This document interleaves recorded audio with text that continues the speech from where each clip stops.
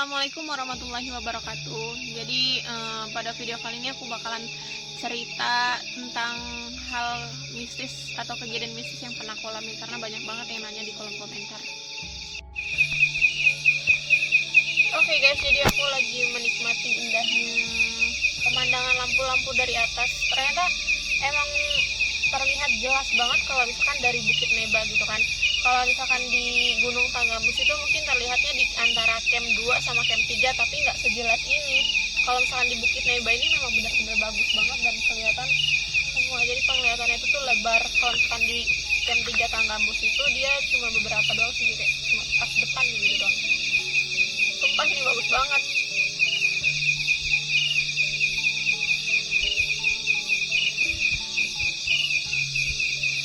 Ini bagus. Kayaknya nggak terang bulan sih.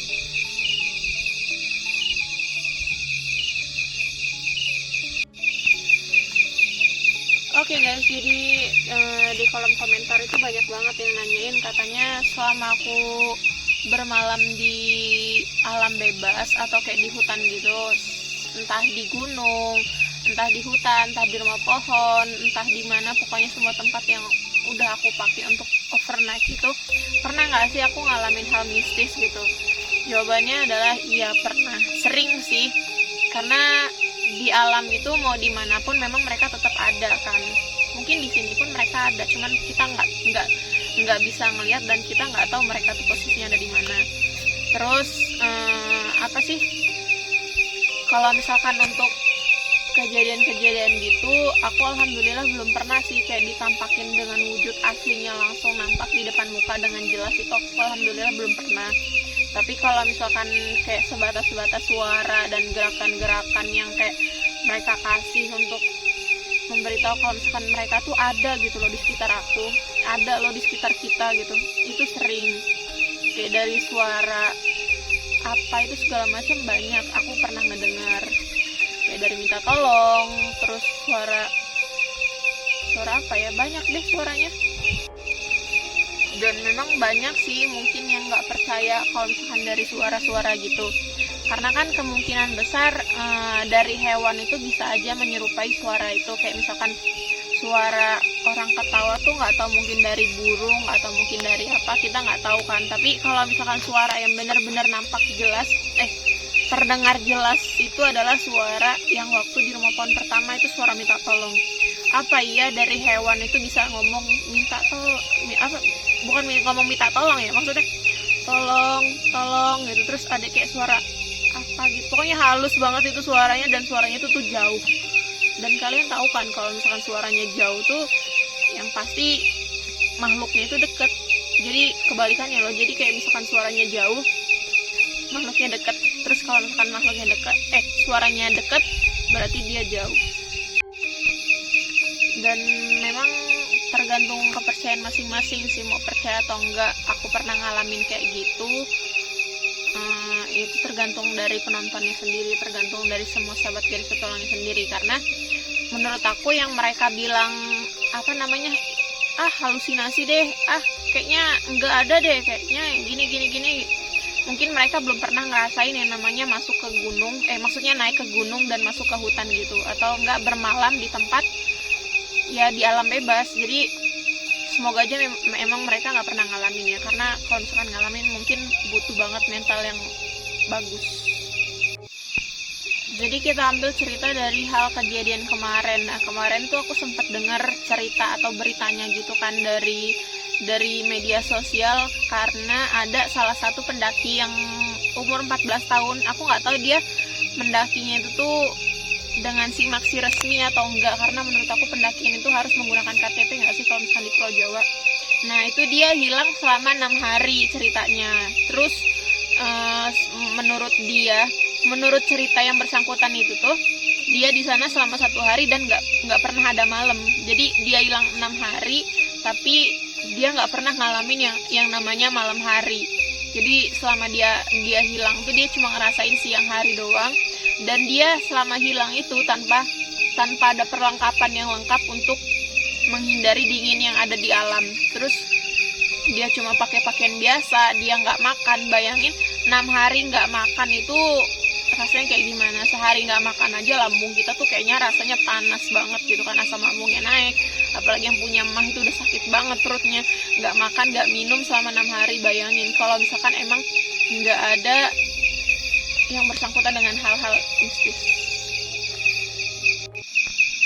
Dan konon katanya juga dia selama 6 hari hilang itu dia ngerasainnya di sana dia ditemenin sama tiga perempuan cantik memakai baju putih.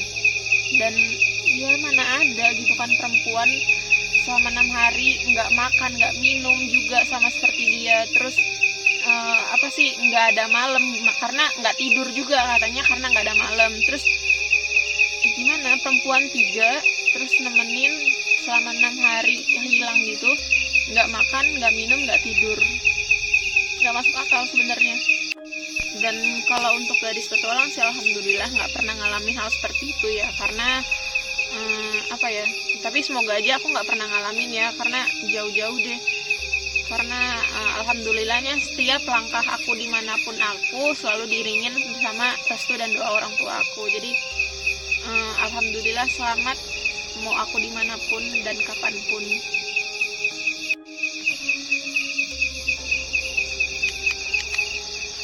Oke, jadi lagi-lagi aku selalu mengingatkan untuk semua sahabat garis petualang yang suka banget berkegiatan di alam bebas, yang berkegiatan di kayak pendakian-pendakian gitu segala macam, selalu jaga perilaku, jaga sopan santun, jaga etika, karena itu penting banget. Karena kan di alam ini, di tempat terbuka seperti ini bukan cuma kita aja yang ada, tapi makhluk-makhluk lain pun ada. Karena kita nggak bisa ngelihatnya aja, makanya kita ngerasa kayak kita nih bebas loh di sini, kita sendiri, nggak ada yang tahu, nggak ada yang ini, nggak ada yang itu. Jadi nggak seperti itu, karena di tempat ini pun mungkin mereka ada, cuman kita memang nggak ngelihatnya aja. Jadi dimanapun kita tetap jaga perilaku, jaga sopan santun, jaga etika. Dan satu lagi yang paling penting, jangan lupa untuk sholat. Jadi ibadah itu kalau bisa jangan pernah ditinggalkan. Nah, satu lagi sih ada cerita di rumah pohon. Itu waktu maghrib apa ya, waktu aku sama bocil-bocil. Jadi di maghrib itu aku ngedenger kan bocil sama babe. Nah terus aku sama Kanaya itu di rumah pohon. Nah bocil sama babe itu pergi kan untuk ceritanya waktu itu nyari kayu kalau nggak salah. Jadi pas mereka nyari kayu, aku di rumah pohon berdua sama Kanaya. Nah di situ aku sama Kanaya itu ngedenger kayak suara perempuan ketawa maghrib, pas banget azan maghrib.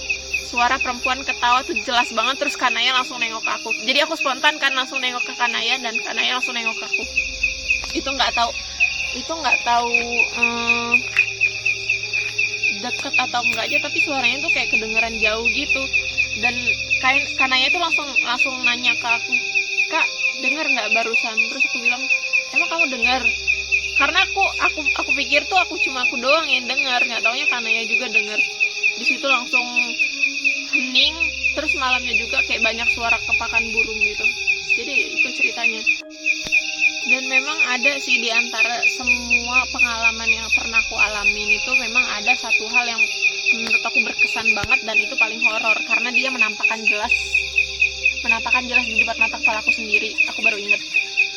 Jadi ceritanya itu tuh di malam tahun baru 2020. Nah ceritanya itu tuh aku di lokasi Gunung Tanggamus. Itu di campgroundnya, di camp 1, di camp lama.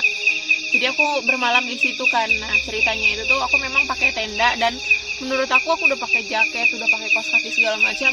Aku nggak bakal kedinginan nih, karena kan udah di dalam tenda, dan jelas-jelas di tempat itu memang nggak terlalu terbuka, dan banyak banget pohon-pohonnya gitu kan. Nah di situ aku memutuskan untuk udah deh nggak usah cari kayu gitu. Di dalam tenda aja udah hangat, udah pakai jaket ini terus segala macam. Nah nggak taunya di jam 9 malam itu aku ngerasa dingin banget, sedingin-dinginnya sampai badan tuh sampai dinginnya itu tuh kayak sampai ke tulang-tulang gitu loh kerasanya. Habis itu aku memutuskan untuk cari kayu. Nah aku tuh nggak bawa headlamp atau apapun segala macam, cuma modal senter dari handphone. Nah habis itu aku nyari kayunya itu tuh pas di kebun-kebun, kan di Gunung Tanggamus kan masih banyak kebun kopi gitu kan. Nah, aku tuh cari di kebun-kebun kopinya gitu. Maksud aku mungkin kayak ada bekas tebangan kopi dari bapak-bapak petani yang matahin kayu kopinya gitu kan. Jadi lumayan, kayu kopi kan kalau misalkan dibakar tuh awet. Aku niatnya nyari di situ. Nah, kebetulan itu emang ada sih kayu kopi yang lumayan gede panjang gitu. Nah, aku tarik, menurut aku kan emang itu kayunya udah patah. Nah, aku tarik aja. Terus pas aku tarik, kataku kok susah banget. Pas aku tarik kataku apa ini cuma patah, terus nggak sampai putus gitu dari batangnya. Pas aku mau ngeliat ke atas, wah, luar biasa banget. Ternyata itu tuh bukan kayu kopi, tapi bagian dari rambut Mbak cantik yang aku tarik. Dan ternyata tuh emang mbak cantik yang lagi duduk cantik, duduk manis di atas pohon kayu sonokeling. Jadi tendaku tuh memang gak jauh banget dari pohon sonokeling, karena emang tuh namanya camp sonokeling gitu, karena di camp itu tuh banyak pohon sonokeling yang gede-gede. Nah, jadi ternyata yang pas aku tarik susah banget gitu, pas aku lihat, ternyata mbak itu, terus dia nampak jelas banget, dan dia mungkin lagi ngeliat ke aku. Pas aku narik, terus aku lihat, kataku kok susah banget. Aku tengok ke atas, set, nggak taunya mbak itu nggak tahu lagi kayak gimana. Terus pas aku udah lihat, langsung nunduk, langsung pergi lari gitu. Jadi langsung masuk tenda, langsung deg-deg, dan posisinya di situ dari dingin langsung jadi panas semua. Karena kan posisinya di situ di camp sonokeling itu aku sendirian kan. Jadi di dalam tenda tuh langsung aduh ya Allah, gimana. Pikirannya tuh berusaha banget untuk selalu positif. Udah nyebut astagfirullahaladzim, itu apa yang aku lihat barusan gitu kan. Terus aku langsung berpikir apa harus turun gitu kan, apa harus pulang, tapi udah lumayan malam banget. Terus kalau misalkan pulang dalam posisi keadaan pikiran yang diganggu dengan rasa takut sama rasa cemas, itu malah membahayakan kan. Jadi memutuskan untuk diem dulu, nenangin diri, udah lumayan tenang. Terus nggak lama di jam 12 malamnya itu tuh banyak banget pendaki nggak tahu dari mana itu naik dan camp di camp sonokeling itu. Nah, dari situ suasananya udah mulai mencair dan udah mistisnya tuh udah mulai hilang. Cuma pengalaman itu doang sih yang pertama kali aku lihat secara nampak jelas mbak-mbak cantik. Oke guys, jadi cukup segitu dulu ceritanya, karena nggak ada cerita lain sih, jadi nggak mungkin kan aku untuk ngarang-ngarang cerita. Dan satu pesan aku, kalau misalkan dimanapun kalian berada ngalamin hal mistis apapun, jangan pernah cemas dan jangan pernah untuk kayak pikiran itu tuh jangan dibikin cemas gitu, ditenangin dirinya. Terus apalagi kalau misalkan sama temen.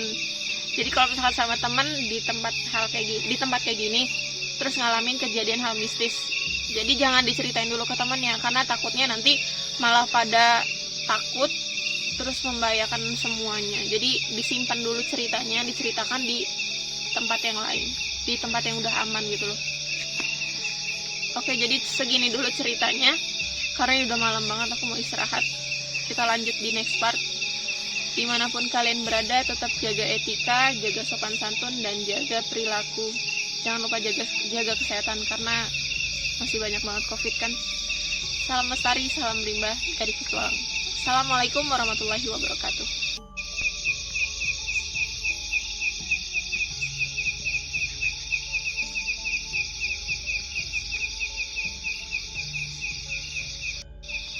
Ngelihat lampu-lampu di bawah kayak gitu tuh berasa kayak ada banyak bintang gitu di bawah, dan kita kayak berada di atasnya gitu. Jadi bagus banget tuh, padahal ini lampu-lampu dari rumah-rumah yang ada di bawah bukit.